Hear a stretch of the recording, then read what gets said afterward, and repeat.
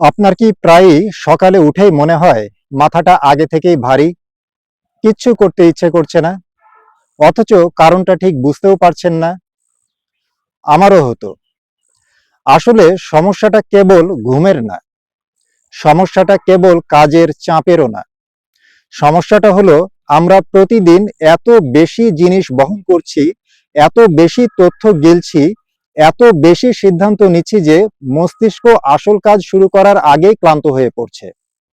এর একটাই সমাধান আছে, সেটা হলো মিনিমালিজম। আজকের ভিডিওটা সেটা নিয়েই। তো মিনিমালিজম কি?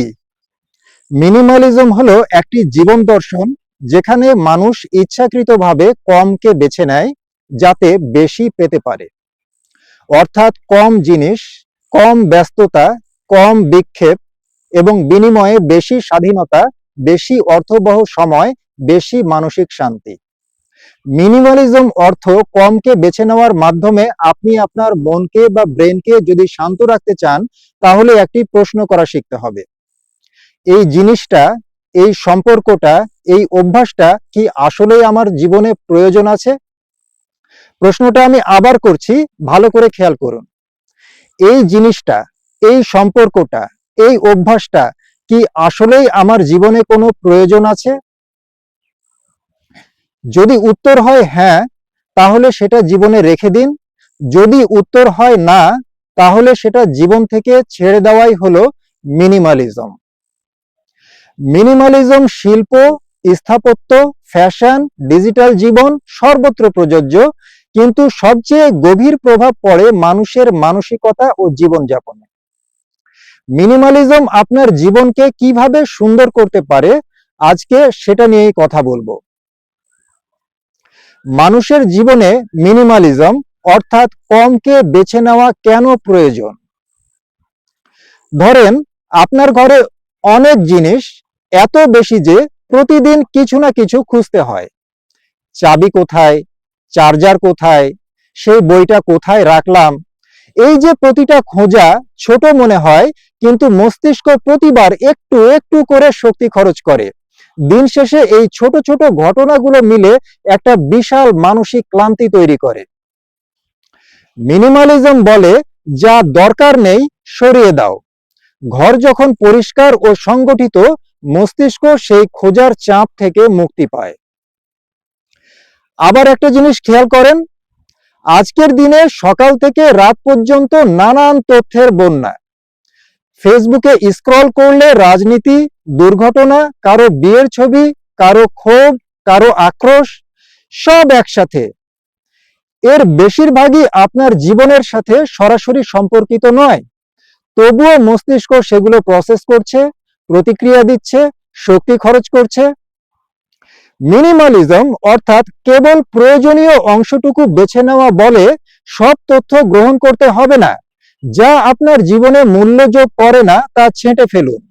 আপনার যা জানা দরকার নেই তা জানবেন না, যা দেখার দরকার নেই তা দেখবেন না। আপনি নিশ্চয়ই খেয়াল করেছেন, স্টিভ জবস সারা জীবন একই ধরনের পোশাক পরতেন, কালো টার্টল নেক আর জিন্স। মার্ক জাকারবার্গও একই কাজ করেন। তারা কি ফ্যাশনের অভাবে প্রতিদিন একই রকমের জামা কাপড় পরেন? না, তারা জানেন প্রতিটা সিদ্ধান্ত মস্তিষ্কের একটু শক্তি নেয়। সকালে কি পরব, এই সিদ্ধান্তটা না নিলে, এরকম আরো ছোট ছোট বিষয়ে সিদ্ধান্ত নেওয়া বাদ দিলে সেই শক্তিগুলো অনেক বড় কাজে লাগানো যায়। তার মানে মিনিমালিজম অর্থাৎ কেবল প্রয়োজনটুকু বেছে নেওয়া বলছে, আপনার যতটুকু জামা কাপড় প্রয়োজন ততটুকু কিনবেন। টাকা আছে মানে কিনে ফেললেন, ঈদ আসলো মানে কিনে ফেললেন, পহেলা বৈশাখ আসলো আর কিনে ফেললেন। মিনিমালিজম তা সমর্থন করে না। সহজ কথায়, মস্তিষ্ক একটা ব্যাটারির মতো। সকালে ফুল চার্জ থাকে, কিন্তু অতিরিক্ত জিনিস, তথ্য আর সিদ্ধান্ত সেই ব্যাটারি দিনের শুরুতেই অর্ধেক খালি করে দেয়, কোনো আসল কাজ ছাড়াই। মিনিমালিজম সেই অপ্রয়োজনীয় খরচ বন্ধ করে, যাতে আপনি যা সত্যি গুরুত্বপূর্ণ তাতে পুরোটা দিতে পারেন। আমরা প্রায়ই বলি সময় নেই, কিন্তু একটু থেমে ভাবলে দেখা যায় সময় আসলে আছে, সেটা চলে যাচ্ছে এমন সব জায়গায় যেগুলো আমরা খেয়ালই করি না। ধরুন আপনার কাছে দুটো গাড়ি আছে, একটা নিয়মিত ব্যবহার হয় আর একটা মাঝে মধ্যে, কিন্তু দুটোরই সার্ভিসিং লাগে, ট্যাক্স লাগে, পরিষ্কার রাখতে হয়, চিন্তা করতে হয়। যে গাড়িটা তেমন দরকার নেই সেটা আপনার সময়, মনোযোগ আর টাকা তিনটাই নিচ্ছে। একটা গাড়ি রাখলে সেই পুরো বোঝাটা কিন্তু অর্ধেক হয়ে যেত। জিনিস যত বেশি, রক্ষণাবেক্ষণ তত বেশি এবং আপনার হাতে সময় তত কম। এই জায়গাতেই মিনিমালিজম অর্থাৎ কমকে বেছে নেওয়া বলছে আপনি যদি আপনার একটি গাড়িতেই কাজ চলে যায় তাহলে দুটি গাড়ি রাখার কোনো প্রয়োজন নেই, বরং একটি অতিরিক্ত গাড়ি আপনার মানসিক অশান্তির কারণ। ওই একটি অতিরিক্ত গাড়ি সহ আপনার জীবনে আর যা কিছু অতিরিক্ত আছে তার জন্যই সকালে ঘুম থেকে উঠে আপনার মাথা ভারী হয়ে থাকে বা কোনো কাজে মন বসতে চায় না। মনের মধ্যে অজানা কারণে অস্থিরতা কাজ করতে থাকে, যেটা আপনি বুঝতে পারেন না। আপনার ফোনে কতগুলো অ্যাপ আছে যেগুলো মাসের পর মাস খোলেনি না? প্রতিটা অ্যাপ নোটিফিকেশন পাঠায়, মনোযোগ টানে, আপডেট চায়। সোশ্যাল মিডিয়ায় ঢুকলেন 5 মিনিটের জন্য, বের হলেন 40 মিনিট পরে। এই 40 মিনিট কিন্তু আপনার জীবন থেকেই গেছে। কিন্তু মিনিমালিজম বলছে অপ্রয়োজনীয় অ্যাপ মুছে দিলে, নোটিফিকেশন বন্ধ করলে দিনে যে সময়টুকু ফিরে আসে সেটা দিয়ে একটা বই পড়া যায়, পরিবারের সাথে বসে কথা বলা যায়, নিজের জন্য কিছু করা যায়। এখন আপনি একটু চিন্তা করেন তো, আপনার জীবনের সময় কোন দিকে ব্যয় করা উচিত? আপনার সময় কেউ চুরি করছে না, আমরা নিজেরাই সেটা এমন সব জায়গায় ঢেলে দিচ্ছি যেগুলো আমাদের জীবনে কোনো অর্থই বহন করে না। মিনিমালিজম অর্থাৎ কমকে বেছে নেওয়া বলছে যে সেই ফুটোগুলোকে বন্ধ করতে হবে এবং সময়টা আপনাকে ফিরিয়ে দেয় নিজের হাতে। আমরা যাদের ভালোবাসি তাদের সাথে একই ছাদের নিচে থাকি, একই টেবিলে খাই, কিন্তু আসলে কতটা উপস্থিত থাকি? শরীরটা পাশে থাকে কিন্তু মন পড়ে থাকে অন্য কোথাও। এটাই আজকের সবচেয়ে বড় সংকট সম্পর্কের মাঝে।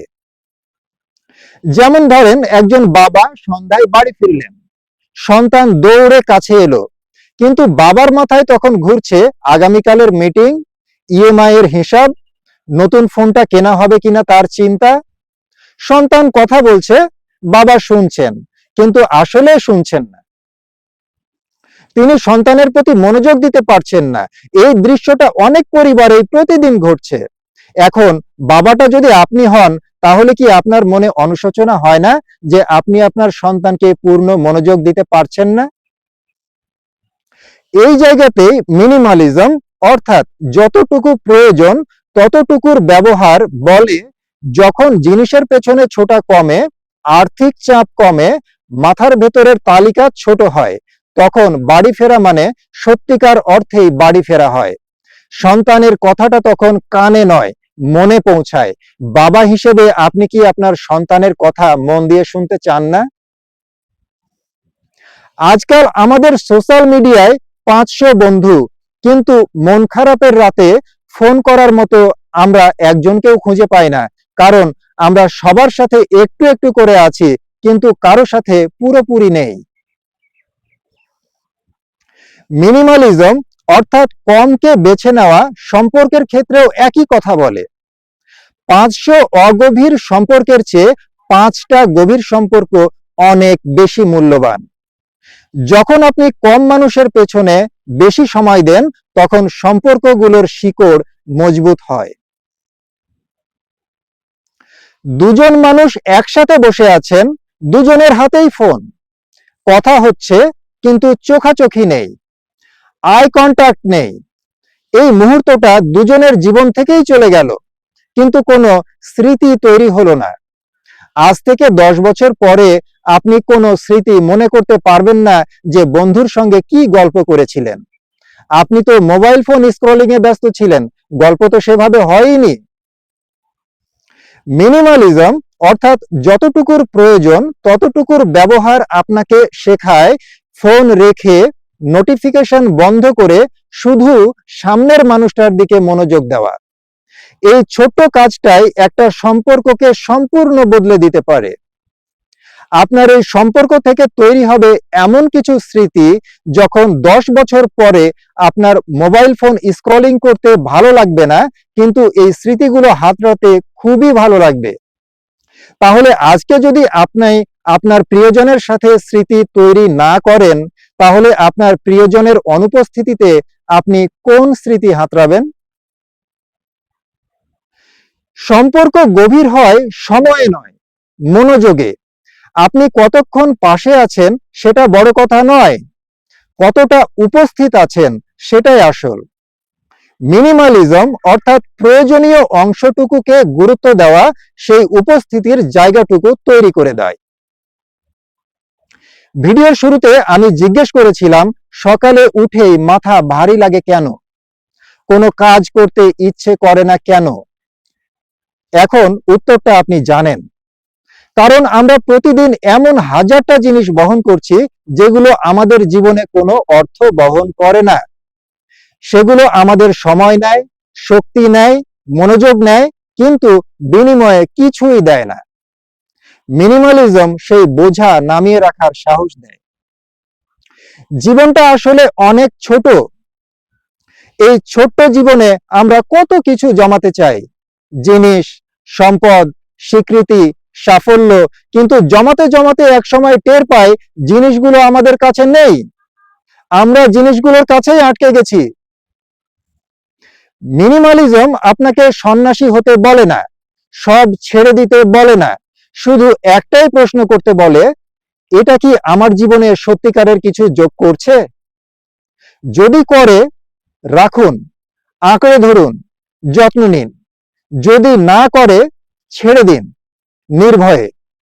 কারণ যখন অপ্রয়োজনীয় জিনিসগুলো সরে যায়, তখন যা সত্যিকারের দরকার তা স্পষ্ট হয়ে ওঠে। সেই মানুষগুলো দেখা যায় যাদের আপনি ভালোবাসেন, সেই স্বপ্নগুলো দেখা যায় যেগুলো ভিড়ের মধ্যে হারিয়ে গিয়েছিল, সেই নিজেকে খুঁজে পাওয়া যায় যে কোথাও চাপা পড়ে গিয়েছিল। কম নিয়ে বাঁচুন, কিন্তু পুরোপুরি বাঁচুন।